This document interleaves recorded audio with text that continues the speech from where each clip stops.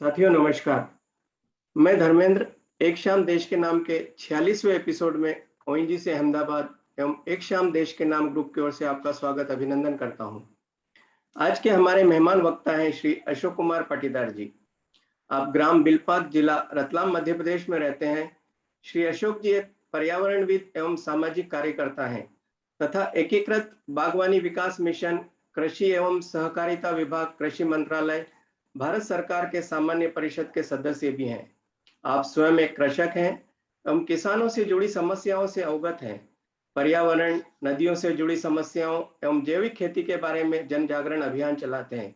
वह साथ ही ग्रामीणों को उसके लिए प्रोत्साहित करते हैं। श्री अशोक जी, आपका स्वागत अभिनंदन है। साथ ही मैं आमंत्रित करता हूं आज के कार्यक्रम की मध्यस्थता करने के लिए प्रोफेसर डॉक्टर भारती शर्मा जी को। भारती जी ने समाजशास्त्र में पीएचडी की है एवं वर्तमान में श्री उमा कन्या महाविद्यालय हटपिपलिया जिला देवास की प्राचार्य हैं। अपने कई राष्ट्रीय एवं अंतर्राष्ट्रीय कॉन्फ्रेंस सेमिनार में सहभागिता दी है। भारती जी, आपका भी स्वागत अभिनंदन है। धन्यवाद धर्मेंद्र जी। मैं इस सभा में उपस्थित सभी सदस्यों को मेरा नमस्कार। हम हर हफ्ते शुक्रवार के दिन एक रोचक कार्यक्रम करते हैं जो बहुत ही ज्ञानवर्धन होता है। आज का जो कार्यक्रम है, जो विषय है, वो है कृषि, प्रकृति और संस्कृति। इस कोरोना काल में हमने प्रकृति को बहुत ही अच्छे से जाना और पहचाना है, पर फिर भी हमारे मन मस्तिष्क में बहुत सारे प्रश्न ऐसे होते हैं जो बहुत उलझाने वाले होते हैं। आज इन्हीं प्रश्नों के जवाब को लेकर हमारे बीच उपस्थित हैं अशोक जी पाटीदार सर। आप 5 वर्ष से नदी कंजर्वेशन के चीफ रहे हैं। उनमें बहुत सारे नदियों को साफ करना, घाटों की सफाई करना आदि के काम सम्मिलित होते हैं। Mission of integrated agriculture development, जिसमें देश भर के 9 लोग हैं, आप उनमें से एक हैं। तो मैं आमंत्रित करती हूँ अशोक जी को कि आए और प्रकृति संस्कृति से हमारा परिचय करवाएं और जितने भी सवाल जवाब हैं हम उनसे रूबरू हों। सर, आप आमंत्रित हैं।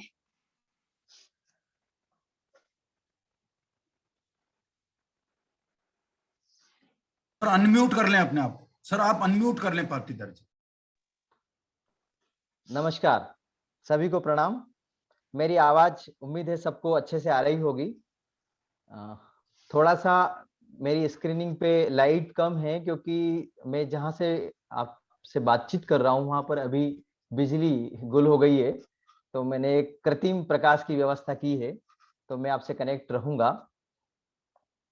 आज का जो विषय है, एक शाम देश के नाम, इस ग्रुप में आपने मुझे जोड़ा और मुझे विषय रखने के लिए कहा, तो जो विषय मुझे दिया गया था कृति, विकृति, कृति, प्रकृति और संस्कृति, मैंने इस विषय में एक ऐड कर दिया है कृति, प्रकृति, विकृति और संस्कृति।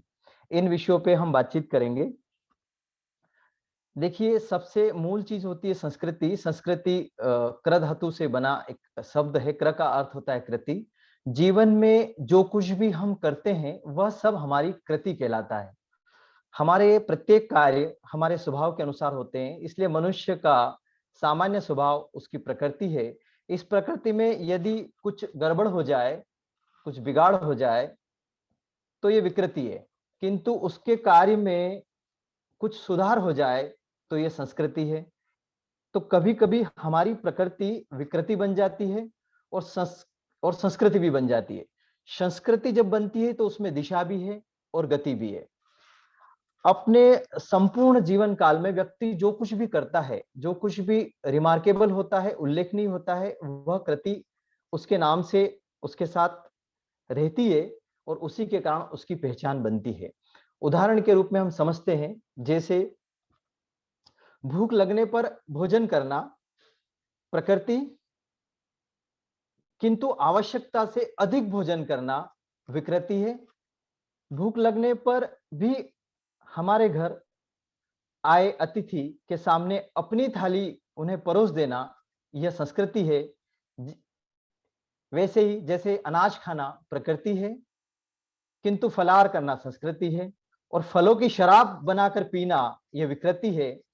कई बार हम विकृति को संस्कृति मानने की भूल करते आए हैं। जैसे आवश्यकता न होने पर भी किसी अतिथि को आग्रह करके आवश्यकता से अधिक भोजन करा देना, यह भी एक विकृति है।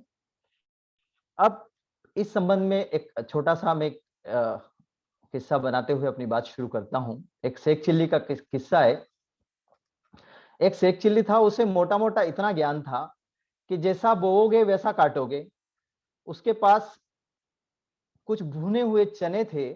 उसने ये सोचकर अपने पास सब भुने हुए चने को जमीन में बो दिया, जिससे उसकी कल्पना ये थी कि भुने हुए चने जमीन में बोने से उसे कई बड़ी मात्रा में परिणाम स्वरूप बहुत सारे भुने हुए चने मिलेंगे।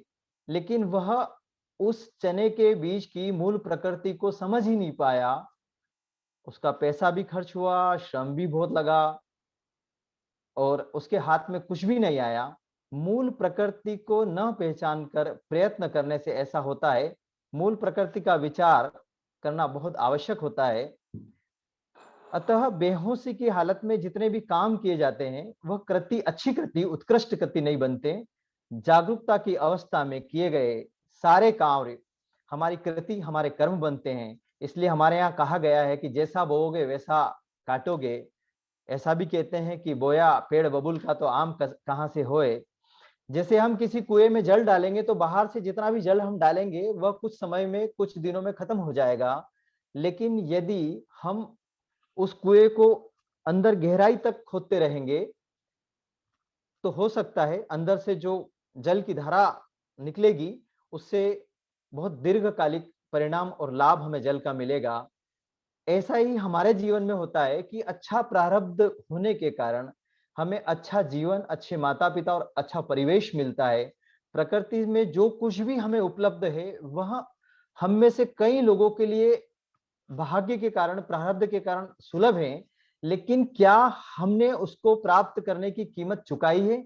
जिसकी हम कीमत चुकाते हैं वह वस्तु हमें जीवन में याद रहती है, लेकिन जिसकी कीमत हम नहीं चुकाते उसकी अनदेखी करने का हमारा स्वभाव होता है। सब कुछ सुलभ होने पर भी प्रकृति के ऋण से ऋण होना इतना आसान नहीं होता। अब एक एक करके हम बात करेंगे, प्रकृति को समझने की कोशिश करते हैं। अभी हम कृति पे बात कर रहे थे। जैसे एक वृक्ष अपने जीवन में हजारों निमोली बीज पैदा करता है, निमोली पैदा करता है, पर सारी निमोली वृक्ष नहीं बनती। प्रकृति का एक नियम है, रूल ऑफ 10%, वह उसी पे काम करती है। हमें भी यही नियम पकड़ना है। तो जैसे प्रत्येक व्यक्ति अपने समय का 10% उपयोग अगर प्रोडक्शन गतिविधियों में करना शुरू कर दे तो धरती पर चमत्कार हो सकता है। हम प्रकृति को बहुत हद तक स्वस्थ और सुंदर रख सकते हैं। अगर हमारे पास कृषि भूमि नहीं है तो कोई बात नहीं, हम अपनी छत पर, अपनी बालकनी पर, घर के पीछे जहां स्थान मिले वहां कुछ न कुछ उगाना शुरू कर दे। आप जो उगा रहे हैं हो सकता है वह आपके कोई काम ना आए, पर इस प्रकृति में पशु पक्षी मित्र किसी न किसी कीट जीव को काम आएगा।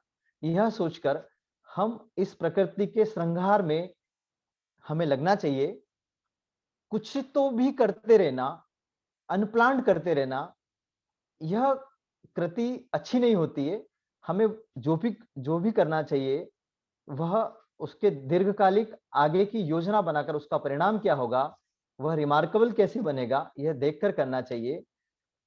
ऐसा करने से ऐसा होता है, ऐसा करने से ऐसा होना चाहिए, यह धारणा अब पुरानी हो गई। अब हमारा काम कर्म ऐसा होना चाहिए, या हम कह रहे हैं कि ऐसा करने से ऐसा होगा। हमने किया है, हम कर चुके हैं, इसलिए कह रहे हैं। इस तरह की कार्य संस्कृति विकसित करने की आवश्यकता होती है।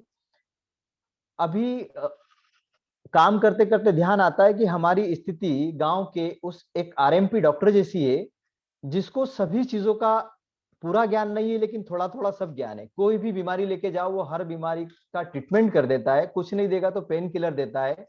वैसा हमारी एक्सपर्टाइज नहीं है जो काम हम करते हैं उसके प्रति।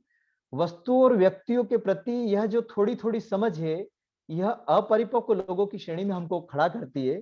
तो हमने आज, हम चूंकि प्रकृति हमारा विषय है, हम विषय की ओर लौटते हैं, तो हमने प्रकृति को श्रृंगार करने के लिए किस तरीके से वृक्षारोपण करना चाहिए, इस पे हम बात करेंगे। देखिए, मैं एक कृषक हूं, उसके नाते मैं कुछ पर्यावरण मित्र होने के नाते भी मैं कुछ प्रयोग करता रहता हूं। आप एक थाली लीजिए जिसमें हम भोजन करते हैं, और उस थाली के अंदर 4-6 इंच मिट्टी का ढेला, अभी बरसात है, अभी की बात नहीं कर रहा हूं, गर्मी के दिनों में वो मिट्टी का ढेला उसके अंदर रख दीजिए, थाली के अंदर, और उसमें धीरे धीरे धीरे धीरे आप उस थाली के अंदर पानी डालिए। मिट्टी के ढेले पे नहीं डालना है, थाली में पानी डालिए, और 1 इंच थाली की जो ऊंचाई है वहां तक आप पानी डालिए। आप देखेंगे 10 मिनट प्रतीक्षा करिए, जो 6 इंच मिट्टी का ढेला है और आपने 1 इंच पानी डाला है, वह 1 इंच पानी धीरे धीरे धीरे धीरे वह ऊपर तक आएगा और वो पूरा मिट्टी का ढेला गीला हो जाएगा।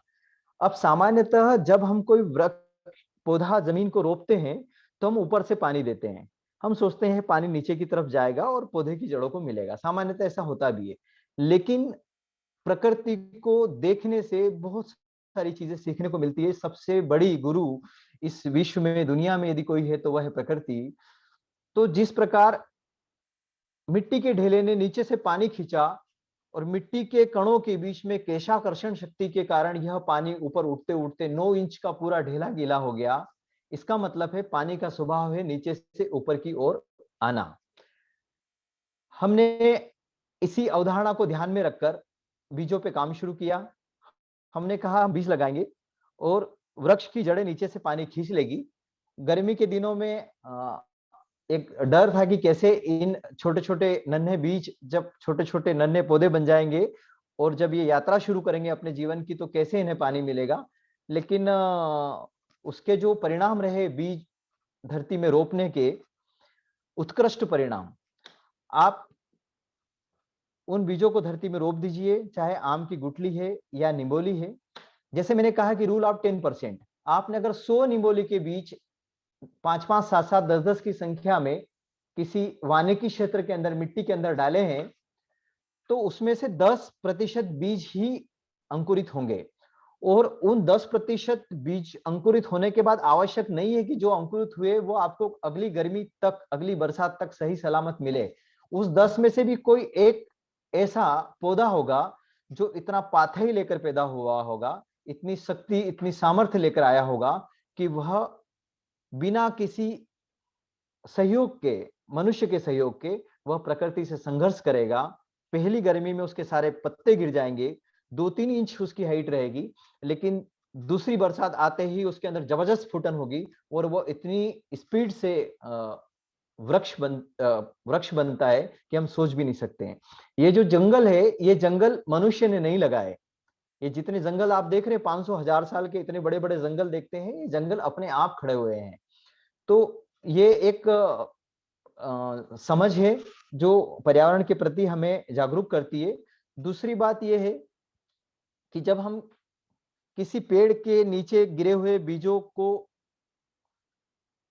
बीज जो अंकुरित होते हैं, उन्हें हम वहां से उठाकर कहीं और ट्रांसप्लांट करते हैं, तो हमें यह ध्यान रखना चाहिए कि अगर हम चाहते हैं कि ये नन्हा पौधा नैसर्गिक विकास करे, तो हमने जिस पौधे के नीचे से उन छोटे छोटे पौधे, पेड़ के नीचे से जो छोटे छोटे पौधे हमने ट्रांसप्लांट के लिए उठाए हैं, हम उनको उस पेड़ के नजदीक या आधा किलोमीटर, 1 किलोमीटर के दायरे में ही रोपें। क्योंकि मात्र पेड़ और शिशु पेड़ के बीच में एक संवाद होता है, एक प्रतिसंवेदन होता है। यह समझने का विषय है, इस पे बहुत कुछ शोध होना चाहिए। अभी ज्यादा कुछ ज्ञात नहीं है, लेकिन हमने ये देखा है कि जिन स्थानों से हमने, जिन वृक्षों से हमने बीजों को कलेक्शन किया है, हमने अगर उसकी परिधि के आसपास ही उन बीजों को मिट्टी में डाला है, तो उसके हमें बहुत अच्छे परिणाम मिले हैं।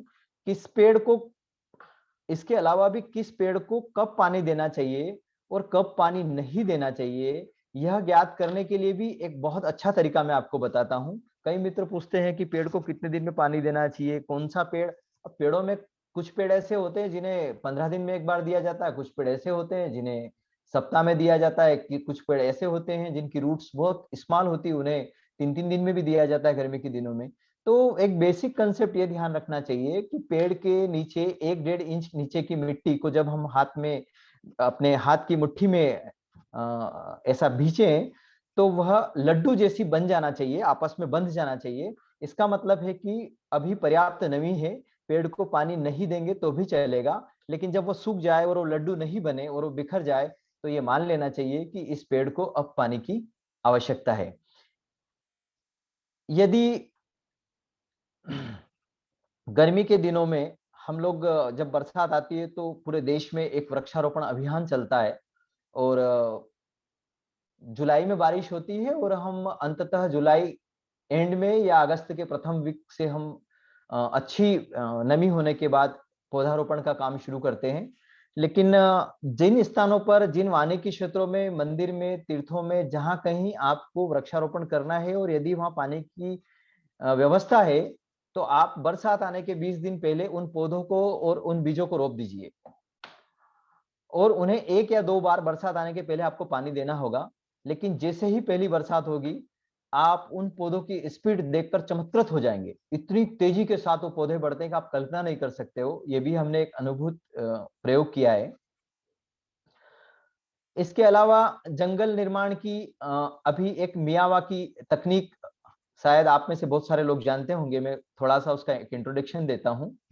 मियावाकी जापान के एक व्यक्ति है, अब तो उनकी काफी उम्र हो गई, पर उन्होंने जंगल से कुछ चीजें सीखी। क्योंकि प्राकृतिक जंगल को विकसित होने में 100 से लेकर 1000 वर्ष तक का समय लगता है। 1 इंच मिट्टी की परत बनने में 500 वर्ष लगते हैं। जंगलों का इतिहास मानव सभ्यता के इतिहास से बहुत प्राचीन है। शुरुआती साधारण सी देखरेख में 3 से 5 वर्षों में जंगल से बाहर जंगल अर्थात महानगरों में, शहरों में, खाली भूखंडों में, ग्रीन बेल्टों में प्राकृतिक जंगल जगह जगह लोग विकसित कर रहे हैं और ये संभव है और इसको कर दिखाया है अकीरा मियावाकी ने। आज दुनिया में, भारत में, बेंगलोर, मुंबई और दिल्ली में कई ऐसी जगह है जहां लोगों ने इस मियावाकी तकनीक का उपयोग किया है। उस तकनीक के अंदर उन्होंने जंगल से ही सीखा, जंगल ही गुरु है। मियावाकी ने ये बताया कि उन्होंने सारे जो बीज थे, जो पौधे थे, उन पौधों को उन्होंने 3 कैटेगरी में बनाया।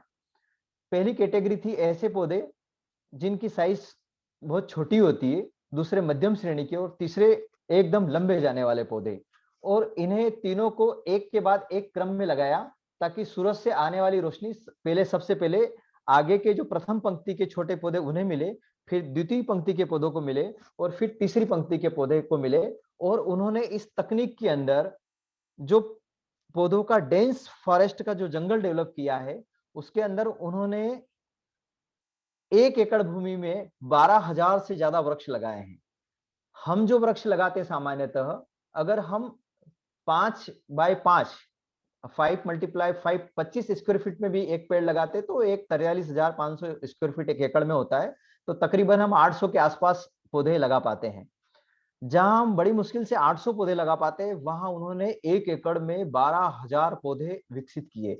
जब पौधे, कोई एक पेड़ बहुत हाइट ले लेगा और उसके आसपास आप दूसरे छोटे छोटे पौधे 2-3 वर्ष बाद लगाओगे तो उसकी छांव के कारण, उसकी डेंसिटी, उसका जो एरिया होता है, उसके कारण छोटे पौधे बड़े वृक्ष के नीचे पनप नहीं पाते।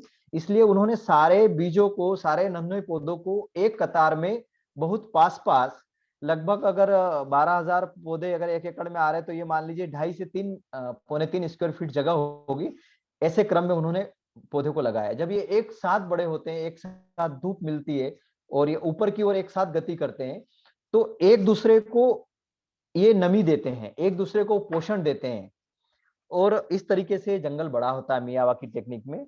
और इसमें उन्होंने एक चीज और गौर करी कि ऐसे धार्मिक स्थलों के आसपास लगे हुए वृक्ष बहुत बड़ी मात्रा में जो स्थानीय अनुकूलताओं के अनुसार होते हैं, उन पौधों के रिजल्ट उन्हें ज्यादा मिले। और ऐसे वृक्ष जो वहां की आबोहवा, वहां की अनुकूलताओं के अनुसार नहीं होते हैं, ऐसे पौधे उस क्षेत्रों के अंदर कुछ समय बाद नष्ट हो गए। तो पौधे लगाते समय यह बात ध्यान रखना चाहिए कि जिस जगह हम रहते हैं वहां किस तरह की अनुकूलताएं हैं, किस तरह की आबोहवा है और यहाँ किस तरह की वनस्पति बिना मेहनत करके भी अगर चल रही है, तो इस तरह की चीजों पे हमको ध्यान देना चाहिए। ये एक मियावाकी टेक्निक है जिसके ऊपर अपन कभी बात करेंगे। और आगे आते हैं। प्रकृति पे बात करने के बाद संस्कृति के ऊपर, जो लोग भी पर्यावरण के क्षेत्र में निस्वार्थ भाव से अपने अपनी जगह, अपने अपने स्थानों पर काम कर रहे हैं, या तो हमको उनके साथ जुड़ जाना चाहिए, ऐसी संस्थाओं के साथ, ऐसे व्यक्तियों के साथ, और अगर जो कुछ भी हमसे बन पड़े उतना हमको सहयोग करना चाहिए। पहला तरीका तो ये है, ये संस्कृति है। मैं ऐसे अनेक मित्रों को जानता हूं जिनके पास अपनी स्वयं की भूमि नहीं है, किसी सार्वजनिक स्थान पर वो प्रतिदिन समय देते हैं, वृक्षों को पानी देते हैं, नए पौधों को रोपित करते हैं। जब आप उनसे पूछेंगे आप यहाँ क्यों समय व्यर्थ कर रहे हैं, आपकी भूमि नहीं है, तो वो ये कहेंगे कि ये प्रकृति के लिए जरूरी है, और ये नहीं करेंगे तो हमें ऑक्सीजन कैसे मिलेगी, और ये हमने करना चाहिए, ये सब लोगों की भलाई का काम है। तो ये सोचना अपने आप में हमारी संस्कृति है, इसलिए हम ऐसा करते हैं। जैसे लंका से एक उदाहरण देता हूं आपको, कि लंका में रावण को मारने के बाद जब भगवान श्री राम माता सीता के साथ अयोध्या की ओर वायुयान में बैठकर लौट रहे थे, तो उन्होंने वायुयान में बैठे हुए नीचे की तरफ जब चित्रकूट की ओर देखा, तो उन्होंने कहा कि इस वायुयान को रोको, इसे नीचे उतारो। तो राम जी ने पूछा कि आप नीचे क्यों उतरना चाहती है यहाँ पर इस जंगल के अंदर? तो उन्होंने कहा कि यहाँ रहते हुए मैंने कुछ पौधों को रोपा था, उन्हें पानी दिया था, उनकी परवरिश करी थी, उनके साथ मेरा एक आत्मीय संबंध है, मैं उन्हें देखना चाहती हूँ कि अब उनकी कैसी स्थिति है। तो ये एक बड़ी मार्मिक कहानी है। महारानी सीता ने के अंदर ये उन्हें जो देखने की इच्छा है कि वो कैसे होंगे, यह वास्तव में उपासना है। इसी उपासना पद्धति को बाद के कालखंड में ऋषियों ने वहां पर जीवित रखा, पंचवटी के अंदर। ये पंचवटी की घटना है। तो ऐसे किस्से जो है हमारी संस्कृति के अंदर आते हैं। ये क्या है, एक हार्टली अटैचमेंट का विषय है कि सारे पेड़ जो है वो हमारे साथ संवाद करते हैं, बातचीत करते हैं। एक उदाहरण मैं ये देता हूं कि जब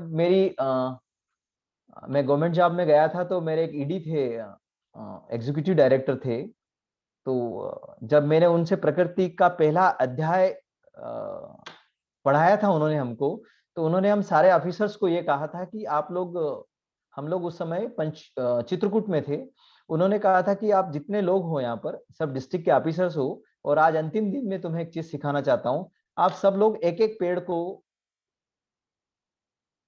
पास जाना है, उन्हें गले लगाना है, और उस वृक्ष के साथ आपको बातचीत करना है। तो मुझे उस समय थोड़ा सा रूढ़ होने के कारण ऐसा लगा था कि वृक्ष कैसे बात करेगा, वृक्ष के पास अपनी कोई भाषा नहीं होती है। पर चूंकि वो पुलिस अधिकारी थे, जो हमारे एडी थे वो एक पुलिस अधिकारी थे, अभी तो मध्य प्रदेश में एडीजी हैं वो। तो और उन्होंने कहा कि मैं प्रत्येक व्यक्ति से उसके अनुभव सुनूंगा, आज मैं जानना चाहता हूं कि प्रकृति के साथ वो कैसे संवाद करता है। हमें आधा घंटा समय दिया गया था। हमें से कई मित्र उनके डंडे के डर से वो वृक्षों को गले लगा के वहां हम खड़े रहे।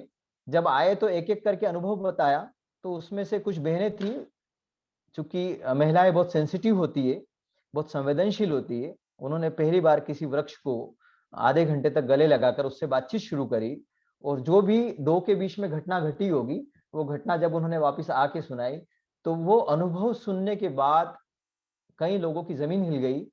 इतने इतने दिव्य और इतने अंतर हृदय की गहराइयों के उन्होंने अनुभव बताए बातचीत के।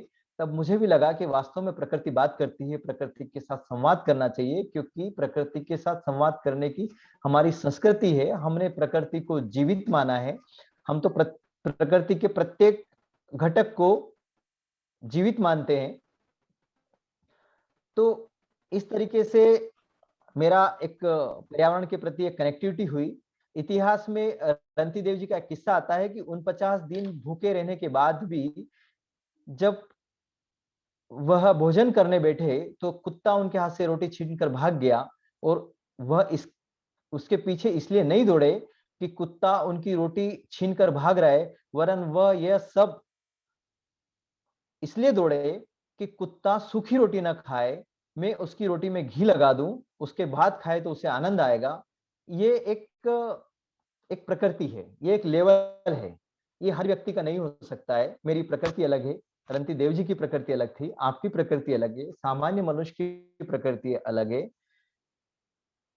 अंतर उसकी प्रकृति का घोतक है जो परंपरा से हमें रक्त मांस के रूप में प्राप्त हुआ। प्रकृति का मूल स्वभाव एक दिन या किसी एक स्टेज में डेवलप नहीं होता है। अनेक शताब्दी, अनेक पीढ़ी, पूर्वजों के अनेक आचरण, जलवायु, प्राकृतिक वायुमंडल और अनेक घटनाओं के संघातों से उत्पन्न सामान्य क्रियाओं के सूक्ष्म प्रभाव से प्रकृति बनती है, उसका निर्माण होता है। मूल प्रकृति से संबंध विच्छेद जब हम करेंगे तो विकृति ही मिलेगी। संस्कृति का विचार करते ही हमें मूल प्रकृति का विचार सबसे पहले करना पड़ेगा। तो इस प्रकृति में कैसे रहना, कैसे हम प्रकृति विकृति से बचते हुए संस्कृति में काम कर सकते हैं। एक और उदाहरण देता हूं, बरगद का। आप में से बहुत सारे मित्रों ने बरगद के बीज नहीं देखे होंगे, क्योंकि वो इतने सूक्ष्म होते हैं कि उन्हें सामान्य आंखों से कभी कभी देख पाना बहुत असंभव होता है। उनका प्रोक्योरमेंट, उनका संग्रहण हम नहीं कर सकते, क्योंकि वह जिन फूलों में, फल में बनते हैं, वो फल किसी तितली के माध्यम से परागण होकर वो बिखर जाता है, और उसको जब कोई चिड़िया, कोई पक्षी उस फल को खा लेता है, और वह जब अपने मलमूत्र से किसी और पेड़ के ऊपर बीट करता है, तो किसी और पेड़ के तने की शाखा पर वह वट वृक्ष का बीज एक छोटा नन्हे पौधे के रूप में अंकुरित होता है। तो आप देखिए कि बीज इतना छोटा है, लेकिन उस बीज के अंदर उस वट वृक्ष का पूरा ब्लूप्रिंट बना हुआ है। ये कितने हजार वर्ष तक धरती पे रहेगा, ये कितने एकड़ तक विस्तार करेगा,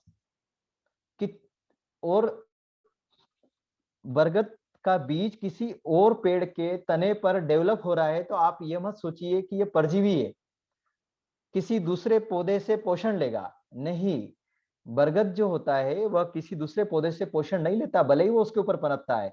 वह जहां खड़ा होगा वह प्रकृति से जल, वायु और पोषण प्राप्त करते हुए अपनी जड़ों को नीचे की ओर जमीन में भेजेगा, और जमीन से धीरे धीरे पोषण उठाएगा, और फिर जिस वृक्ष पे उगा था उसको भी वो पोषित करेगा।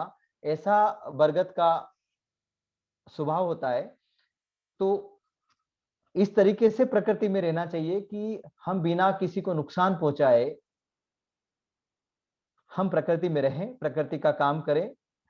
अब हम में से कई मित्र, किसी का जन्मदिन है, कोई उत्सव है, कोई त्योहार है, तो सीधे नर्सरी जाते हैं और कहेंगे कि 2 पौधे दे दीजिए। आजकल ये नर्सरी कंसेप्ट जो है, ये भारत का पुरातन कंसेप्ट में ऐसा नहीं मानता इसको।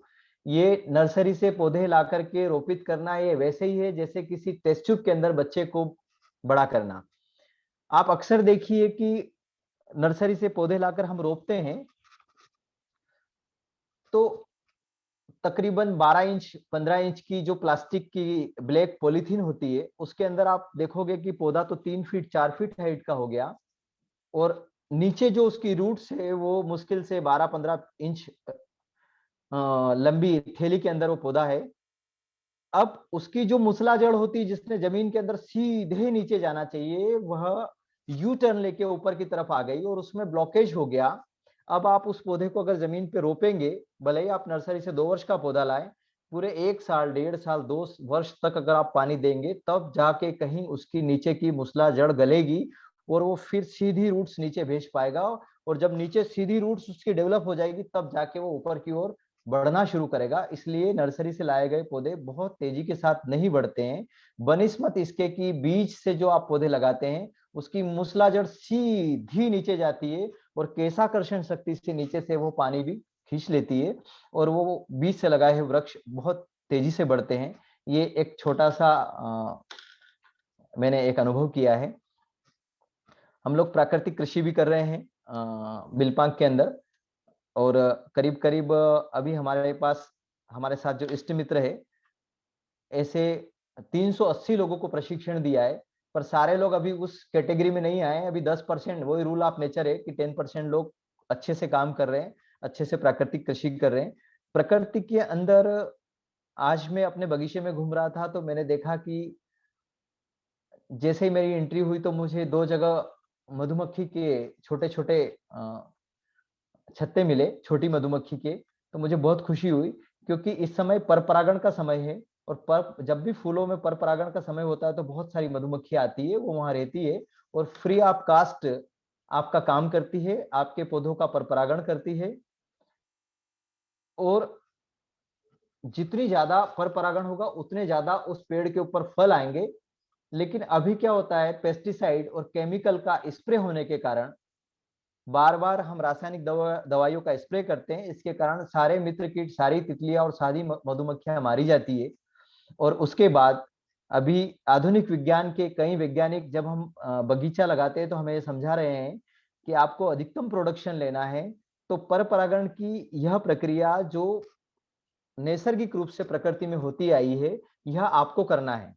तो कैसे करना है कि आपको अमरूद का बगीचा है या सीताफल का बगीचा है, तो उसके अंदर नर फूल है, मादा फूल है, आपको ब्रश लेना है, एक कांच का ग्लास लेना है, फिर उसमें नर फूल के पर परागण के ऊपर ब्रश को लगाना है और फिर उस मादा फूल को टच करना है।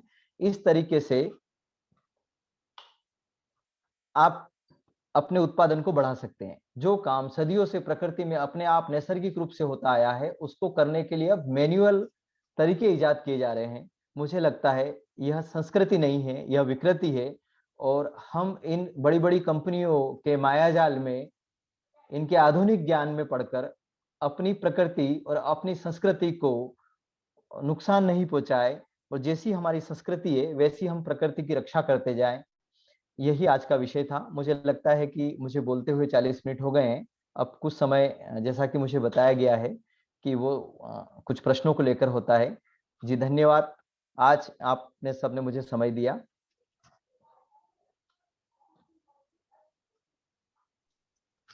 बहुत बहुत धन्यवाद सर। अब हम प्रश्नों की शुरुआत करने से पहले मेरा एक छोटा सा प्रश्न है कि सर, ये पर्यावरण में रक्षा कवच हम किसे कहते हैं? पर्यावरण का रक्षा कवच किसे माना जाता है? ओके, पर्यावरण का रक्षा कवच सामान्यतः हम वृक्ष को ही मानते हैं, क्योंकि एक व्यक्ति जब सांस लेता है तो 24 घंटे में 1 किलो कार्बन डाइऑक्साइड को बाहर वायुमंडल में छोड़ देता है और ऑक्सीजन लेता है। तो उसके ऑक्सीजन की प्रतिपूर्ति करने के लिए और उसके द्वारा छोड़ी गई कार्बन डाइऑक्साइड को सोखने के लिए कम से कम एक औसतन 8 से 9 पेड़ों की आवश्यकता होती है। तो जब तक हम 8 से 9 पेड़ रोपित नहीं कर दें किसी के माध्यम से या स्वयं, तब तक हमारी रक्षा नहीं हो सकती है। हमें अगर स्वयं की रक्षा करनी है, आप कोरोना काल में ये सब कुछ देख चुके हैं कि वृक्ष हमारे लिए बहुत बड़े रक्षा कवच हैं, और इनकी क्या उपयोगिता हो सकती है, मुझे लगता है कोरोना काल से अच्छा उदाहरण इस विश्व इतिहास में दूसरा नहीं हो सकता है। यह हम देख चुके हैं। जी बिल्कुल। दूसरा प्रश्न ये था कि सर, अभी आपने संस्कृति और प्रकृति जो बताया है, तो हमारी संस्कृति होती है कि हम वृक्षारोपण करें, अभियान चलाते हैं, बहुत अभियान चलते हैं, पर सर हम उसका ज्यादा लंबे समय तक ध्यान नहीं रख पाते हैं। पौधे हर व्यक्ति लगाता है, पर उसका ध्यान कोई नहीं रखता है। बहुत अच्छा प्रश्न हम किया। उसके साथ आत्मा से तब जुड़ेंगे जब तक उसको बड़ा नहीं हो जाता, उसको समय नहीं हो जाता, तब तक हम उससे नहीं जुड़ेंगे। जी, इसीलिए मैंने आपको माता सीता का उदाहरण दिया था कि जब वो वापस भी लौटी कई वर्षों बाद लंका में रहने के बाद, तो उन्होंने राम जी से कहा कि मुझे वापस पंचवटी नीचे चलना है, मुझे उन वृक्षों को देखना है जिन्हें मैंने पानी दिया था, जिन्हें मैंने रोपित किया था। तो पेड़ों के साथ ये जो कनेक्टिविटी है ना, ये जब तक एक बाहरी आचरण बन के रहेगी, कि जब तक हम सेल्फी, फोटो खिंचाना या जन्मदिन पे एक पेड़ लगा के इतिश्री कर लेना, जब तक हम एक बाहरी एक्टिविटी लोगों को देखकर करते रहेंगे, तब तक मुझे लगता है कि कोई बहुत बड़ा काम नहीं होगा। जब तक अंतस हृदय की गहराई से हम उस नन्हे पौधे के साथ कनेक्ट नहीं होते, उसके साथ नहीं जुड़ते, तब तक कुछ नहीं हो सकता है। इसलिए आदतों के कारण मुझे लगता कुछ होगा ऐसा नहीं। मूल प्रकृति, मूल स्वभाव की ओर हमें ध्यान देना होगा, तो ही कुछ हो सकता है। हम भले ही 100 वृक्ष नहीं लगाएं, हम 1 वृक्ष लगाएं और उसको बड़ा करने का संकल्प लें। जी धन्यवाद। जी सर, यहाँ पर उपस्थित महानुभव, अगर कोई प्रश्न हो तो आप बिल्कुल पूछिए, पूछ सकते हैं। मैं पूछ सकती हूँ? जी बिल्कुल मैम। नमस्कार, स्वागत है। नमस्कार। तो मैं ये कहना चाह रही हूँ कि हमारे आज के एग्रीकल्चर कॉलेज में क्या पढ़ाया जा रहा है? क्या पेस्टिसाइड छिड़काव पढ़ाया जा रहा है कि प्राकृतिक कृषि पढ़ाया जा रहा है? क्योंकि हमारी कुछ मीटिंग्स पहले मुझे ऐसा ज्ञात हुआ था कि एग्रीकल्चर कॉलेज में पेस्टिसाइड्स को पढ़ाया जा रहा है।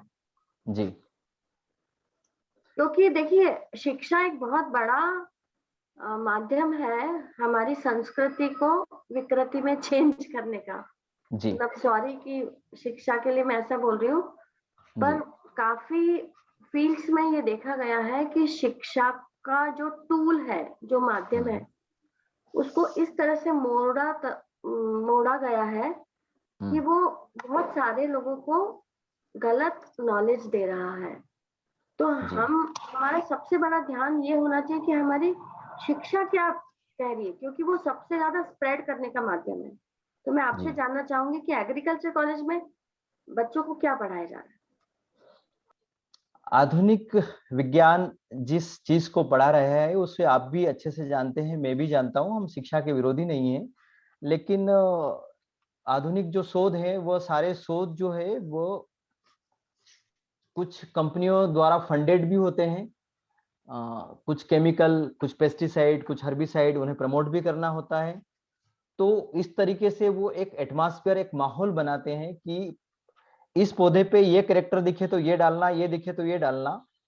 और ये सबके परिणाम हम देख चुके हैं अपनी खेती के अंदर कि हमारे खेत धीरे धीरे खत्म हो रहे हैं। पूरा आधुनिक विज्ञान ये कहता है कि पेड़ की पत्तियों को देखकर ट्रीटमेंट करो, और हमारा परंपरागत कृषि ये कहता है कि आप पेड़ की पत्तियों को मत देखो, आप माँ को स्वस्थ रखिए, बच्चा स्वस्थ होगा, 100% स्वस्थ होगा। हमने, हमारी परंपरागत कृषि पद्धति कहती है कि आप केवल मिट्टी का पोषण करिए, आप केवल मिट्टी को मजबूत बनाइए। मिट्टी अगर सही है आपकी, तो आपकी फसल बहुत जबरदस्त होगी। मिट्टी की प्रतिरोधक क्षमता के अनुसार वृक्ष का निर्माण होता है। लेकिन आधुनिक विज्ञान जो है वो पत्ती के कलर, बीमारी, एक एक कीट पे काम कर रहा है। नए नए कीड़े आ रहे हैं, नई नई दवाई बाजार में आ रही है। तो हमारे एक मित्र के बेटे हैं, जब वो बीएससी एग्रीकल्चर के लिए जाने लगे, वो मेरे साथ जैविक कृषि करते हैं, तो उन्होंने कहा कि तुम बीएससी एग्रीकल्चर मत करो, क्योंकि तुम बीएससी एग्रीकल्चर पढ़ने में जो केमिकल, पेस्टिसाइड और जो आधुनिक विज्ञान पढ़ के आओगे, उसके बाद तुम हमारी परंपरागत कृषि की बात नहीं मानोगे। तो आप कुछ भी पढ़ो, लेकिन बीएससी आपको वो नहीं पढ़ना है, मुझे वो खेती नहीं चाहिए। तो फिर उसने बोला, पिताजी मैं फिर खेती कैसे करूंगा? बोले तुमको प्राकृतिक परंपरागत कृषि मैं सिखाऊंगा, तुम उससे आगे की चीज करो, बीटेक इन फूड प्रोसेसिंग कर लो, वो चलेगा, लेकिन तुमने बीएससी नहीं करना है। तो मैंने देखा है कि अभी कई सारे मित्र अपने बच्चों को इस शिक्षा पद्धति से दूर कर रहे हैं, क्योंकि वो जो कुछ सीख के आ रहा है बच्चा, फिर वो वही चीज करेगा। और ये हाईटेक उत्पादन लेना वैसा ही है कि लौकी को इंजेक्शन लगाओ, लौकी बड़ी हो गई, गाय को इंजेक्शन लगाओ, गाय दूध ज्यादा देती है, खेतों में ज्यादा, आवश्यकता से ज्यादा दवाई डालना कि कीट मर जाएंगे, ये अपने आप में जहर है। इस जहर से हम क्या पैदा कर रहे हैं? देखिए, एक आपने विषय छेड़ा है, तो मैं एक चीज और आपको बहुत अच्छी बताता हूँ। जो मेरे, हम लोग क्या है, ऑर्गेनिक चीजों की, ऑर्गेनिक चीजों का मार्केटिंग करते हैं, प्रोडक्शन करते हैं। तो लोग कहते हैं कि साहब आप दाल दे रहे हो, हम दाल भी बेचते हैं, गेहूं देते हैं।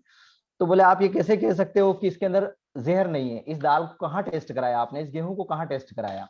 तो मैं एक सामान्य किसान होने के कारण एक बहुत सिंपल सा आपको फंडर बताता हूँ। पॉइजन, जहर की पहचान जो है वो झाग है। किसी को आप देखो, सांप काटेगा तो उसके मुंह में जहर आएगा। कोई अगर कुछ खा भी लेगा जहरीला पदार्थ, तो उसके मुंह में झाग आने लगता है, बुलबुले आने लगते हैं। तो आप केमिकल से बनी हुई कोई भी चीज, चाहे वो गेहूं हो, आटा हो, वो दाल हो, किसी भी तरह का अनाज हो, उसको एक कांच के ग्लास में या पानी की कटोरी में डालिए और रात भर के लिए छोड़ दीजिए। और उसको आप ऐसे फिर सुबह उठ के हिलाइए। अगर उसमें बहुत सारे बुलबुले आ जाते हैं, बुलबुले आने लगते हैं, तो आप ये समझिए कि इसके अंदर, इसको, इस अनाज को प्रोडक्शन करने में बहुत सारा पॉइजन, बहुत सारे केमिकल का उपयोग हुआ है। और यदि उसके अंदर बुलबुले एक दो यदा कदा आते हैं, और कोई बिल्कुल सामान्यता आप ये मान लीजिए कि न्यूनतम केमिकल पे ये चीज किसी किसान ने पैदा करी है, इस तरीके से हम उसका टेस्ट करते हैं, चाहे कोई भी चीज हो। तो अब ये परिवर्तन कैसे आएगा कि लोग आधुनिक कृषि से जैविक कृषि की ओर मुड़ेंगे, ये बहुत कठिन है। क्योंकि मैं करता हूं, एक बार मैं अपने खेत में अगर गलती से पेस्टिसाइड या कीटनाशक का स्प्रे कर देता हूं तो 15 दिन के लिए कुछ नहीं, खेत नहीं जाना, आप आराम से टीवी देखिए, घूमने जाइए। लेकिन मैं गौमूत्र का 3% स्प्रे करता हूं, ओनली 3% गौमूत्र इन 100 लीटर पानी में, तो मुझे वो तीसरे दिन चौथे दिन करना पड़ता है। तो इसमें मेहनत लगती है और मेहनत कोई करना नहीं चाहता है, बार बार स्प्रे करना पड़ता है। हम जीवामृत बनाते हैं, हम वेस्ट डिकम्पोजर बनाते हैं, हमें बार बार स्प्रे करना पड़ता है, हर 8 दिन में स्प्रे करना पड़ता है। तो ये सब लोगों ने इस तरह की पद्धति डेवलप कर ली कि हर आदमी आजकल रेडीमेड चाहता है। किसान भी, बहुत सारे किसान भी जो है वो एक देखा जाए तो एक आलस्य की ओर, प्रमाद की ओर मुड़ गए। सब रेडीमेड चीजें मिल जाए, कोई गाय नहीं रखना चाहता, किसी को बायोडाइवर्सिटी का ध्यान नहीं है कि मेरे खेतों की मेड़ों के ऊपर ऐसे पौधे लगाऊं जिनसे पक्षी आकर्षित होते हैं, मधुमक्खी आकर्षित होती हो। तो ये इस तरह ये सीखना पड़ेगा, ये एक लड़ाई है। जी धन्यवाद। बहुत बहुत धन्यवाद मैम, बहुत बहुत धन्यवाद सर। जी धन्यवाद। आप और कुछ प्रकृति के बारे में अगर कुछ प्रश्न हो तो आप पूछिए। सर मेरे दिमाग में एक प्रश्न और था। यशपाल जी ने हाथ खड़ा कर रखा है मैडम। जी sir, Vyas sir ji please आप पूछिए। सभी महानुभावों को नमस्कार। जी नमस्कार। और अशोक जी, आपका स्वागत है हमारी सभा में। जी जी नमस्कार। मैं आपके जब बायोडाटा को सुन रहा था तो एक बड़ी इंटरेस्टिंग बात मुझे आपके बायोडाटा में सुनने को मिली। जी। और एक दक्षिण भारत में एक बड़े प्रसिद्ध वासुदेव जग्गी जी हैं। हाँ जानता हूँ। आपने उनका नाम भी सुना होगा। और बहुत बड़ा अच्छा मिशन अभी इस समय उन्होंने प्रपोज किया है। अब उसकी प्रगति क्या है उसके बारे में तो मैं नहीं जानता हूँ, लेकिन आपका जो बायोडाटा था उसमें मैंने भी सुना, मुझे एग्जैक्टली पता नहीं है कि आप नदियों के बारे में क्या करते हैं। और कई बार मैं भी बागली क्षेत्र में आना जाना मेरा होता है और वहां से नर्मदा जी के किनारे। हाँ, नर्मदा जी के किनारे, लेकिन वहां से एक छोटी नदी भी निकलती है, मुझे नाम याद नहीं है उस नदी का। वो छोटी सी नदी निकलती है, काली सिंध कहते हैं उसको। वो बड़े छोटे से बड़े छोटे से मतलब नाले के स्वरूप में वो होती है जी। क्योंकि हम सब लोग एक पर्यावरण की चर्चा करते हैं, पर्यावरण की चिंता भी करते हैं अपनी सभा के अंदर। और कई बार ये बात सही होती है कि कुछ लोग केवल एक ही व्यक्ति वन मैन आर्मी के रूप में बहुत बड़े बड़े कामों को कर लेता है और हमारी इच्छा शक्ति की कमजोरी के कारण हम उन बड़े कामों को नहीं कर पाते। मैं आज अपने समूह से भी इस मामले में आग्रह करना चाहूंगा और आपसे भी इस दिशा में कहूंगा, क्योंकि आप शायद हमसे किसी कार्यों को करने में हमसे आगे हैं।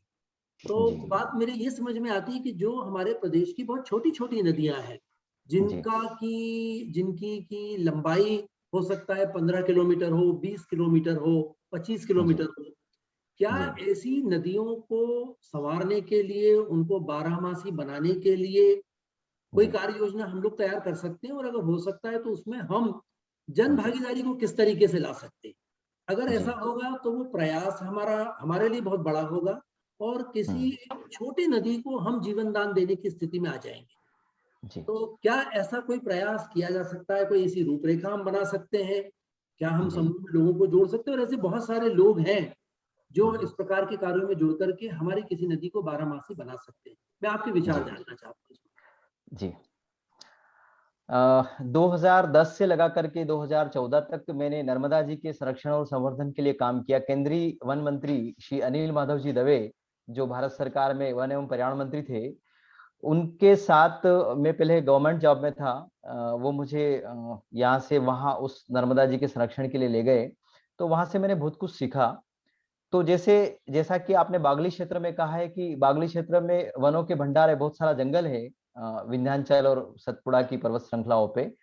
तो नर्मदा का उद्गम, नर्मदा जो किसी बर्फ या ग्लेशियर के पिघलने से बनने वाली नदी नहीं है। उसके दोनों किनारों पर जो दो पहाड़ है, सतपुड़ा और विंध्याचल, उस पे जो वृक्ष हैं वो वृक्ष बरसात के पानी को इन पहाड़ों के अंदर स्टोर कर देते हैं, सतपुड़ा और विंध्याचल के अंदर। और जब ये पहाड़ पूरे पानी से भर जाते हैं, तो ये वर्ष भर नर्मदा जी को धीरे धीरे पानी रिलीज करते रहते हैं और इस तरीके से नर्मदा जी का एक प्राकृतिक प्रवाह बनता है। तो हम लोग नर्मदा जी के किनारे हरियाली चुनरी लगाते थे, छोटी छोटी नदियों के किनारे। उसका उद्देश्य यही था कि बहुत अंधाधुंध तरीके से पिछले कुछ वर्षों के अंदर जंगलों को काटा गया है, अवैध लकड़ी काटी गई है और उसके कारण नर्मदा जी का प्राकृतिक जल प्रवाह प्रभावित हुआ है। तो कोशिश ये करते थे कि उसके किनारे जहां कहीं गंजी पहाड़ियां है, जहां कहीं स्पेस है, वहां हम पौधारोपण करें। तो 50 बाय 100 मीटर की एक चुनरी लगाएं। चुनरी, नर्मदा जी को चुनरी उड़ाने का मतलब आशय मेरा ये नहीं है जो लोग लगाते हैं कि घर से एक साड़ी ली और नर्मदा जी को मां मानते हुए उनको साड़ी पानी के अंदर प्रवाहित कर दी कि ये एक सिंथेटिक साड़ी है जो 200 रुपए 400 रुपए की है और मेरी ये मनोकामना पूरी होगी, इसलिए मैं मैया आपको अर्पित कर रहा हूँ या कर रही हूँ। तो ये एक सिंथेटिक साड़ी जो अंततः पानी को सड़ाएगी और वो खराब हो जाएगी और इसका कोई मतलब नहीं है। इसकी बजाय आप 5 वृक्ष, 11 वृक्ष या 100 वृक्षों की एक इतने बाय इतने स्क्वायर फीट की चुनरी लगा दी, इतने वृक्ष लगा दीजिए और उनको परवरिश करके बड़ा कर दीजिए। ये आपके द्वारा माता जी को भेंट की गई चुनरी है, ऐसा एक हम मूवमेंट चलाते थे। तो आपने चूंकि छोटी नदियों के संदर्भ में बात करी है, तो अभी हमारे यहाँ धार जिले में एक कंडवन सेवा संस्थान है जिसमें हमारे एक मित्र है नंदकिशोर प्रजापति जी। उन्होंने इसी वर्ष मेरे को भी बुलाया था और वो चूंकि बहुत मेहनती है, परिश्रमी है और पर्यावरण के क्षेत्र में बड़ा काम करते हैं, किसी दिन इस ग्रुप के अंदर उनका भी एक सत्र हम रखवाएंगे। तो नंदकिशोर जी ने क्या करा, उनके गांव से निकलने वाली एक 15-17 किलोमीटर लंबी एक नदी है, उसको गांगी नदी कहते हैं और कहते हैं वो गंगा का ही स्वरूप है। तो उन्होंने उस नदी पर कुछ एक्सपर्ट लोगों से बातचीत करके, कुछ मित्रों के साथ बातचीत करके कार्य योजना बनाई और वह उसके दोनों किनारों पर किसानों से बात करके वृक्षों का रोपण कर रहे हैं। वो कह रहे भाई साहब भले 5-7 साल लग जाए, 8 साल लग जाए, 10 साल लग जाए, 15 साल लग जाए, इसके किनारे वृक्षों का हम एक जाल खड़ा करेंगे। जब ये वृक्ष रहेंगे तो बरसात का सारा पानी जो है वो जमीन के अंदर चला जाएगा। एक वृक्ष अपने जीवन में एक बरसात के अंदर बहुत सारा पानी जमीन के अंदर उतार देता है और बहुत सारा पानी संचित भी रखता है। तो सबसे पहले नदियों को जीवित करने से पहले ये करना पड़ेगा कि उनके कछारों में अगर किसान है तो किसान वानिकी लगा लें, उससे उनको फल बेचकर भी फायदा होगा, उन किसानों को हम कन्विंस कर सकते हैं। और उन नदियों में जहां कहीं संभावनाएं है वहां छोटे छोटे स्टाफ डैम बनाना, वह बिना खर्चे के प्लास्टिक उसके सीमेंट के बोरी बैग से भी बना सकते हैं, पत्थरों से भी बना सकते हैं और कुछ खर्च से भी बना सकते हैं। तो इस तरीके से हम नदियों को जीवित कर सकते हैं। वो 10 किलोमीटर की हो, 5 किलोमीटर की है। यदि आपको किसी नदी के ऊपर काम करना है तो इस विषय पे, चूंकि अब विषय कम है, उसमें ज्यादा बोलने से और लोगों के प्रश्न रह जाएंगे, तो मुझे लगता है उस पर काम कर सकते हैं। मैं, आप मेरे से अलग से बात करिए, मैं उसके बारे में सारी बातचीत करने को तैयार हूँ, क्योंकि मैंने ऐसा नर्मदा जी के किनारे सीखा है। धन्यवाद। धन्यवाद सर। पुरी सर भी आपसे कुछ प्रश्न करना चाहते हैं। सर जी, अपना म्यूट कर लीजिए माइक। नमस्कार जी, सबको नमस्कार। प्रणाम सर। मैं एक्चुअली में एक तो बात कहना चाहता हूं और फिर मैं इस पूरे समूह से प्रश्न पूछूंगा और मैं आपको बोलूंगा, आपको सबको हाँ या ना का उत्तर हाथ खड़ा करके देना है। जो दोनों हाथ खड़ा करेंगे उसका मतलब हाँ है, जो एक हाथ खड़ा करेगा उसका मतलब ना है। पहली मैं एक बात आपको बताना चाहता हूँ। मेरी स्वर्गवासी माता जी आज से कोई 30 साल 35 साल पहले एक पंजाब में गुरुद्वारों की यात्रा के लिए गए थे जी। उन्होंने आके मुझे एक वृतांत सुनाया था जो जिसका मेरे दिल पे बड़ा गहरा असर हुआ था जी। उन्होंने बताया कि एक किसी जगह हमारी ट्रेन यात्रा थी, वो स्पेशल ट्रेन थी, वो एक कहीं पर रुकी तो उस गांव के जो बहुत बड़े किसान थे वो स्टेशन पर सारी संगत को रिसीव करने के लिए आए और उन्होंने अपने ट्रैक्टर ट्रॉलीज बाहर लगा रखे थे और वहां से वो उन सबको अपने एक फार्म हाउस पे ले गए और उन्होंने उनके लिए लंगर पानी की व्यवस्था कर रखी थी और सब नहाने धोने की व्यवस्था कर रखी थी। पंजाब का एरिया था, ग्रीनरी बहुत है और पानी बहुत था। उन्होंने ट्यूबवेल अपने चला दिए और फिर ने मेरे को बात बताई ना, वो मेरे को बहुत टच करी जी। उन्होंने कहा कि उसके बाद उन्होंने हमको बोला कि साहब अभी मॉर्निंग का टाइम है, ट्रेन उनकी अर्ली मॉर्निंग पहुंच गई थी, सब स्नान वान करके, वो धार्मिक यात्रा पे गए होते हैं लोग, सुबह सुबह स्नान करके पाठ पूजा में लग जाते हैं। उन्होंने कि अभी आपको 6 साढ़े 6 बजे देखना, यहाँ पर मैं करतब दिखाऊंगा मेरे फादर उनका फार्म हाउस पे बहुत सारे फ्रूट के प्लांट्स लगे हुए थे। का काम था उनका, बहुत बहुत बड़े एरिया में, एकड़ उन्होंने, कहीं नींबू, कहीं मौसमी, कहीं आम, कहीं संतरा, अंगूर, मतलब कोई द फ्रूट उन्होंने वो फार्मिंग कर रखी थी जी। मेरी माता जी कहती हैं 20-25 पेड़ यूं लाइन में लगे हुए हैं, बीच में पगडंडियां बनी हुई थी, उसके गैप के बाद एक जगह पे एक स्टील का एक खंभा लगा हुआ है, उसके ऊपर एक स्पीकर लगा हुआ है। अच्छा आगे चले जाइए 100 फुट, फिर एक स्पीकर लगा हुआ है। पूरे फार्म हाउस में एकड़ों में उन्होंने ये स्पीकर्स का जाल बिछा रखा जी। और वो सुबह 5:30 बजे अपना जो उनका घर है वहां से उस पे गुरबानी लगाते थे, गुरबानी कीर्तन लगाते थे। और उन्होंने संगत को बोला कि आप देखिएगा, मैं अभी ये करतब दिखाऊंगा आपको कि मैं अपने इस कितने एकड़ में फैले हुए फार्म हाउस में इन पौधों को मैं गुरबानी कीर्तन सुनाता हूँ, सब पेड़ों को। जी जी। और उन्होंने कहा कि आप घूमिए, आपका जिस पेड़ से मर्जी आए वहां से पका हुआ फल तोड़िए, उसको नहर के पानी से और उसको खा के देखिए। जी। मदर ने मेरे को बोला कि बेटा मैंने जिंदगी में ऐसा फल नहीं खाया। वाह क्या बात है। हुआ ये ऐसे हुआ कि जिन पेड़ों को वो रोज गुरबानी सुना रहे थे उनमें इतनी प्राकृतिक मिठास और फ्लेवर आ गया था कि वो बाजार में वो फल मिल ही नहीं सकता आपको वैसा। तो अगर हम कहें कि भाई पेड़ों और प्रकृति और हमारा खुद का संबंध क्या है, तो ये है संबंध, वो उनको हर चीज समझ में आती है। जी। प्रश्न अपने पूछ रहा हूं मैं, वक्ता से प्रश्न नहीं पूछ रहा हूं, सबसे पूछ रहा हूं। आप सब लोग हाथ खड़े करिएगा, जो सहमत है 2 हाथ खड़े करिएगा, जो नहीं सहमत है वो 1 हाथ खड़ा करिएगा। जब हम घास पे नंगे पांव चलते हैं, हमारी तलियां घास को छूती हैं, तो हमें अच्छा लगता है कि बुरा लगता है? बहुत अच्छा लगता है। दूसरा प्रश्न, हम कहीं पर जाते हैं, हम कंक्रीट के जंगलों में रहने वाले लोग हो गए हैं, सब जगह आरसीसी की छतें डल रही हैं, मकान तपते हैं, हम कहीं जाते हैं वहां घास होती है, हम उसके ऊपर किसी पेड़ की छाया में घास के ऊपर लेटते हैं, हमें अच्छा लगता है कि बुरा लगता है? अच्छा लगता है। पेड़ पर चढ़कर कुछ समय व्यतीत करना हमको अच्छा लगता है, किसी भी उम्र के हों, कि नहीं लगता है? बहुत अच्छा लगता है। किसी वन क्षेत्र या पहाड़ के क्षेत्र में जाकर हमें अच्छा लगता है कि शहर में अच्छा लगता है? वन क्षेत्र में। ठीक है। संध्या के समय क्या पेड़ पौधों को छूना हमें अच्छा लगता है? नहीं। नहीं। क्यों? हमें सब बचपन से सिखाया गया है कि पेड़ पौधों को संध्या के समय के बाद नहीं छूना है। दूसरा एक बात बताइए, क्या आपको इस बात का कभी एहसास हुआ है? मेरे को तो होता है और मैं मानता हूं कि रात में पेड़ सो जाते हैं, उनकी जो स्ट्रक्चर होती है, पत्तों की जो खिलावट होती है, रात के समय में उसमें परिवर्तन आ जाता है, वो थोड़े से ऐसे झुक जाते हैं, वो सूर्य के प्रकाश के अभाव से झुकते हैं, जो भी उसका साइंटिफिक रीजन है, वो आपको जब देखेंगे आप उस पेड़ को, आपको लगेगा कि वो सो रहा है। या आपको लगता है सबको कि नहीं लगता है? बिल्कुल लगता है, रात को वृक्ष सोते हैं। तो अब आप बताइए कि प्रकृति और पेड़ों का संबंध है कि नहीं है? साइंटिफिक रिसर्च से ये प्रूव हो चुका है कि पेड़ आपस में बातें करते हैं, और वो बातें किस जरिए करते हैं ये भी प्रूव हो चुका है।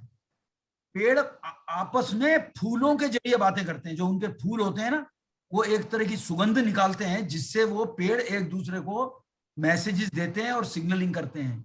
कुछ पेड़ों पर जब एक विशेष प्रकार के कीट उनको नुकसान पहुंचाने के लिए आते हैं, तो ये स्टडीज हो के साइंटिफिकली प्रूव हो चुका है कि वो पेड़ इस तरह के फेरोमोन्स को रिलीज करते हैं कि उनके मित्र कीट को वो बुलाते हैं, वो मित्र कीट आके उन दुश्मन कीटों पे अटैक करके उनको वहां से भगाते हैं या उनको खा जाते हैं। ये साइंटिफिकली है, प्रूव हो गया है। हाँ ये प्रूवन है। तो सिर्फ फर्क ये है कि हम उनकी जुबान नहीं समझ पाते, वो हमारी जुबान समझते हैं कि नहीं समझते हैं, हमको मालूम नहीं। और ये बात है, आप पेड़ों को जब आलिंगन करते हैं या पेड़ों से बात करते हैं, उनको खुद को अच्छी फीलिंग आती है, तो उनको भी अच्छी फीलिंग आती होगी। मैं ये एसेस कर रहा हूं। एक छोटी सी बात मैं और कहना चाहता था कि जो हमारी हिंदी की भाषा है ना, ये इसमें उच्चारण जो है उच्चारण का बहुत बड़ा रोल है, और ये प्रूव हो चुका है कि दुनिया में सबसे ज्यादा फोनेटिक वैल्यू किसी लैंग्वेज में है तो वो हिंदी में है। फोनेटिक वैल्यू से मेरा अर्थ है कि कोई भी शब्द जैसे लिखा जाता है वैसे ही बोला जाता है, और जैसे बोला जाता है वैसे ही लिखा जाता है। OFTEN को ऑफ्टन नहीं बोला जाता, उसको ऑफ्टन बोला जाता है, जो भी अलग अलग देशों में अलग अलग तरह से बोलते हैं। आज वाली हमारी जो चर्चा का जो विषय था वो दोस्तों कृति, प्रकृति और संस्कृति नहीं है, माफ करिएगा, वो है कृति, विकृति, संस्कृति, प्रकृति। जब पैर में ऋषि वाला र लग गया तो वो ध्वनि री की हो गई, तो उसको कृति, प्रकृति, संस्कृति ऐसे बोला करिए, क्योंकि कृत का अर्थ ही अलग हो जाता है। कृत, वो पैर में जो टेढ़ा वाला र लग रहा है, कृत का अर्थ ही अलग हो जाता है, तो उसको क्री की तरह बोलिए। हम अपनी भाषा का सम्मान करना सीखेंगे। मैं मानता हूं ये रीजन वाइज होता है, कई बार कुछ एरिया में जो है प्रोनाउंसिएशन की प्रॉब्लम होती है, पर अगर हम उसमें थोड़ा एफर्ट करेंगे और सुधार लाएंगे तो फर्क पड़ता है। Thank you very much. बहुत बहुत धन्यवाद सर। घड़ी की सुइयां हमें इशारा कर रही है। प्रश्न तो बहुत सारे हैं पाटीदार सर, पर हमें हमारे पास समय की कमी है। अब मैं आशीर्वाद वचन के लिए आमंत्रित करती हूँ पहलवान जी को। सर नमस्कार। जी नमस्कार। कृति, प्रकृति, विकृति और संस्कृति विषय के ऊपर विद्वान वक्ता श्री अशोक पाटीदार जी ने जब बोलना शुरू किया तो थोड़ी ही देर में मेरे को ये लगा कि मैं यहाँ से सुन रहा हूँ और मैं ही वहां से बोल रहा हूँ। एक फिल्म में दो हीरो। हमको ये बात समझ में आई है कि जो बात हमको थोड़ी बहुत मालूम है उसको गहराई से समझना है और उसको दूसरों को ट्रांसफर करना है। आपने विषय को बहुत अच्छी तरह से, मालूम नहीं आप वक्ता हैं, आप कृषक बोल रहे हो अपने आप को, मेरे को समझ में आता है कि आप शिक्षक हो, प्रोफेसर हो कहीं पे। तो बहुत, और आपने अच्छे अच्छे शब्दों का उपयोग किया, बहुत सरल बना के उसको बोला। और भारती शर्मा जी को मैं भी धन्यवाद देता हूं, उन्होंने भी अच्छा रोल किया। जो प्रश्न काल हुआ वहां पे एक प्रश्न आया और फिर उसका उत्तर भी दिया गया, वो हुआ। मैं थोड़ी सी एक बात कहना चाहूंगा। अभी 4 दिन पहले ही मैं एक प्रकल्प के ऊपर काम कर रहा था, और प्रकल्प था सीहोर के शरबती गेहूं और फिलेटरी। और वो प्रकल्प अभी 4 दिन पहले पूरा हुआ है और उनको केंद्र सरकार को भेज दिया गया है। इसके लिए मैंने मध्य प्रदेश के 4 बड़े अधिकारियों को पत्र लिखे। मेरे को उसकी तकनीकी जानकारी चाहिए। एक अधिकारी का टेलीफोन मेरे पास आया और कहने लगा मैं आपसे मिलना चाहता हूं। आप आएंगे कि मैं आऊं? मैं आऊंगा तो खाली आ पाऊंगा, और आप आओगे तो मेरे पास बहुत खजाना है यहाँ पर। मेरे पास गया और उन्होंने इतना अच्छा बोला, इतना अच्छा बताया। मैंने उनको बोला कि आप कहाँ के हो? कहले मैं आंध्र प्रदेश का हूँ। तो मैंने कहा हिंदी कितने अच्छे बोल रहे हो आप? कहले 15 साल से इंदौर में हूँ। देखिए एक बात है, कोई हमको सहयोग करे, असहयोग करे, कुछ भी करे, आप तो भिड़ जाओ बस आप भिड़ गया तो आपका काम हो गया। हमको 4 में से एक आदमी ने जवाब दिया, काम हो गया ना, और बहुत अच्छा हुआ है। तो हमको ये आप ये पाटीदार जी, आपने ये भी बताया है, ये आपकी बात बोल रहा हूं अब मैं, कि जो करना है उसमें लग जाओ आप। कोई सहयोग दे रहा है, असहयोग दे रहा है, हमसे जितना बनता है, हमको इतने 10 पेड़ लगाना चाहिए, 100 पेड़ लगाना चाहिए, हमसे साहब 2 ही पेड़ लगते हैं, हम तो 2 ही लगा, 1 लगता है, जितने लगते उतने लगा दो। करो, कुछ तो करो। वो सामने वाला नहीं कर रहा तो हम भी नहीं कर रहे, नहीं। तो आपकी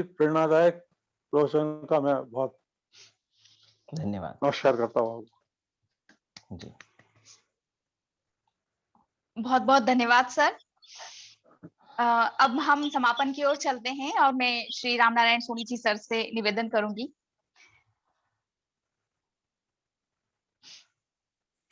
उपस्थित सभी गणमान्य सदस्यों को नमस्कार, प्रणाम, बहुत बहुत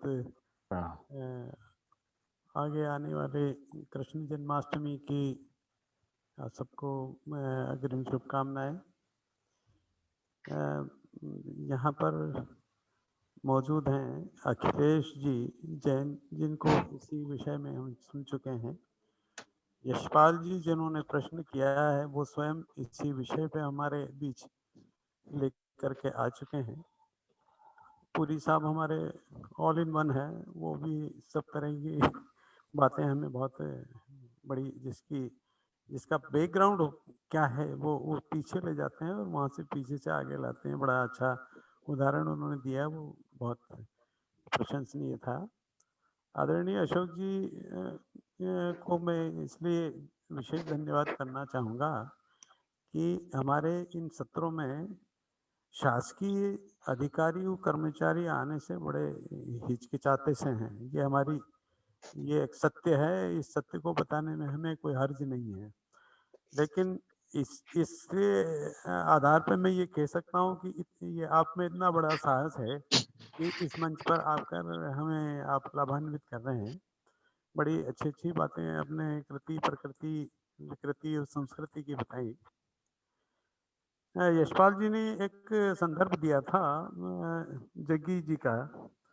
मैं एक हफ्ते पहले उनके करीब 10-11 उनके एपिसोड इसी विषय में सुने हैं। बहुत हालांकि वो योग विज्ञान के ऊपर ज़्यादा बोलते हैं, लेकिन इस विषय में उन्होंने जो एक मुहिम चलाई है वो वास्तव में बड़ी जोरदार है।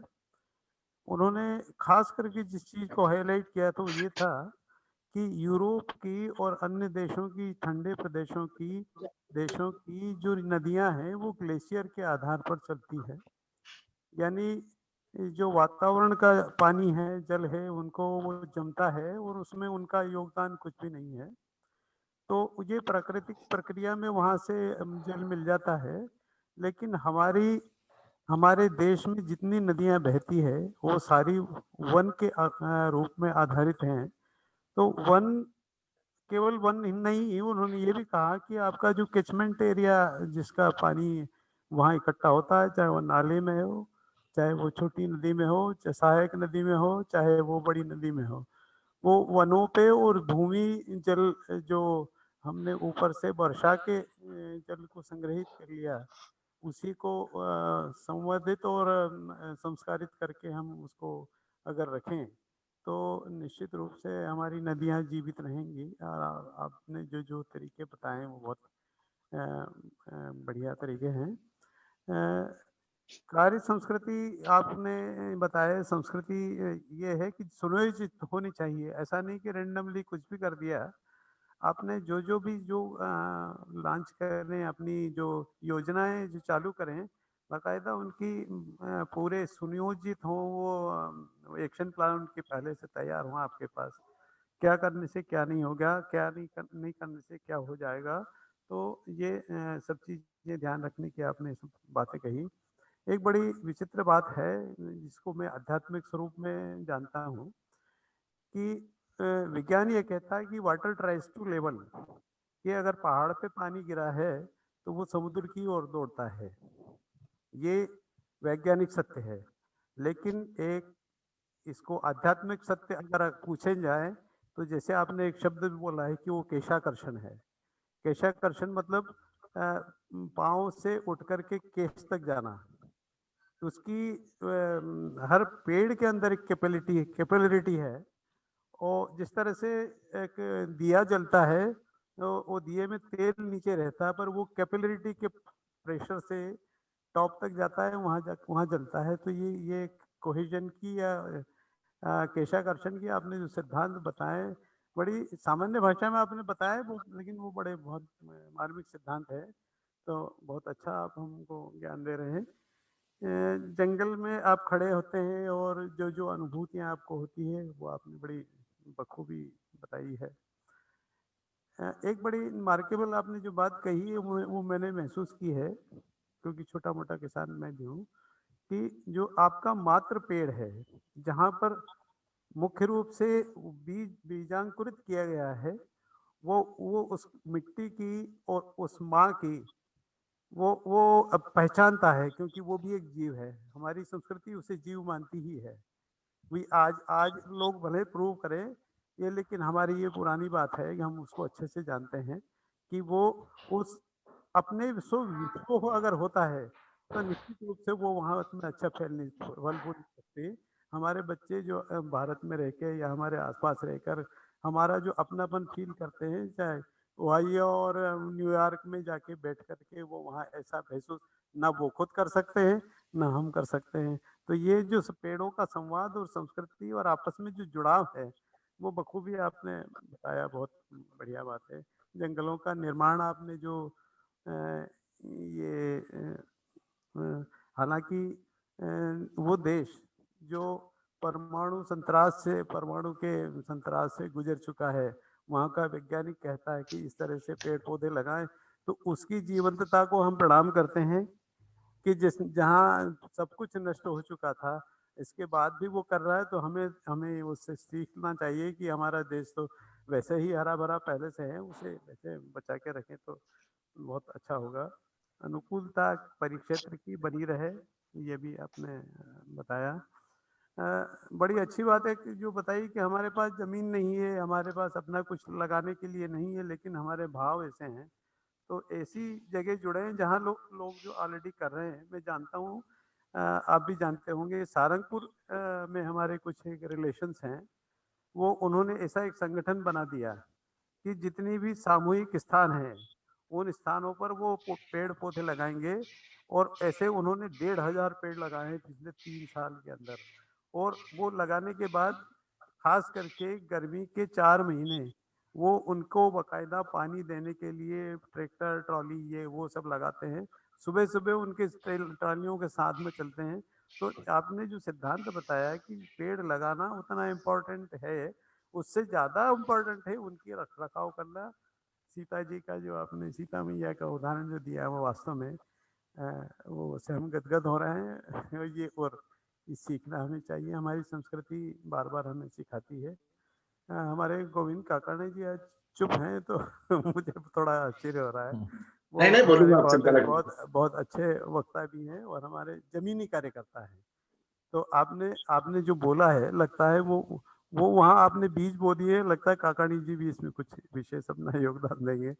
सो सबको पुनः पुनः धन्यवाद और मैं आपको प्रणाम करता हूँ। आपकी वाणी और आपके ज्ञान की मैं भूरी भूरी प्रशंसा करता हूँ। ग्रुप आपका आभारी है, इसके लिए बहुत बहुत धन्यवाद। थैंक यू सोनी सर जी। पाटीदार जी, सवाल तो मेरे पास भी बहुत सारे हैं, लेकिन मेरे पास आपका संपर्क सूत्र आ चुका है, तो मैं बहुत जल्दी आपको फोन लगाऊंगी और बात करूंगी। अब मैं आभार प्रदर्शन के लिए गुरविंदर सर को आमंत्रित करती हूँ, क्योंकि घड़ी दौड़ लगा रही है, समय बहुत कम है। हाँ, नमस्कार जी। मेरी आदत है, मैं समापन में आपको कोई न कोई शेर सुनाता हूँ। एक मेरा खुद का लिखा हुआ 2 शेर है, वो सुना रहा हूँ। स्वागत है। कि पुराने सभी घोंसले तोड़कर वो नए परिंदे बुला रहा था। पुराने सभी घोंसले तोड़कर वो नए परिंदे बुला रहा था, और बूढ़े दरख्तों को काट कर वो हवा में बच्चे झुला रहा था। क्या बात है। काट देंगे तो झूला कहाँ बांधेंगे, तो फिर हाथ से बच्चों को झुला रहा है हवा में आदमी मजबूर। दरख्तों को खुद काट दिया है उसने। बहुत सही, बहुत बढ़िया। प्रकृति की ताकत का जो अंदाजा इससे लगाया जा सकता है, अभी मेरे को बातचीत में याद आया सुनकर कि सीता मैया को जब पंचवटी में बंद होकर रहना पड़ा काफी समय तक, एक तरह की कैद में रहना पड़ा उनको, और रावण ने कई बार उनका लिमिट क्रॉस करने की अपनी कोशिश करी, तो एक बार एक ऐसी स्थिति आ गई कि प्रकृति की ताकत इससे बड़ी क्या हो सकती है कि सीता मैया ने जमीन से एक घास का तिनका, जिसको हम शायद कुशा कहते हैं, सोनी जी कुशा ही कहते हैं ना, बिल्कुल सही, कुशा कुशा को उठा के और उसके सामने ही तान दिया था और रावण एक कदम आगे नहीं बढ़ा पाया। तो प्रकृति की ताकत तो एक घास के तिनके में अगर इतनी ताकत थी तो हमको ये समझ लेना चाहिए कि कितनी ताकत प्रकृति की।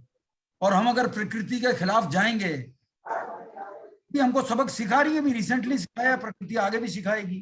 हमको समझना पड़ेगा हम जिस जगह रह रहे हैं, हम उसका खुद बेड़ा गर्क अगर करते जाएंगे तो ना तो हम जीवित रह पाएंगे, हमारी संतानों का तो बहुत बुरा हाल होगा, और उनकी संतानों के लिए हम जगह ऐसी छोड़ के जाएंगे कि रहने लायक जगह नहीं बचेगी। केदार जी, आपकी बातचीत से जो हमें इतना सूक्ष्म ज्ञान मिला है, और इस बात का आइडिया लग गया कि आपने भी अपना 5% ही हमको किया है। आपके अंदर सामग्री पड़ी हुई है जो अभी शॉर्टेज ऑफ टाइम की वजह से आप नहीं बता पाए हैं।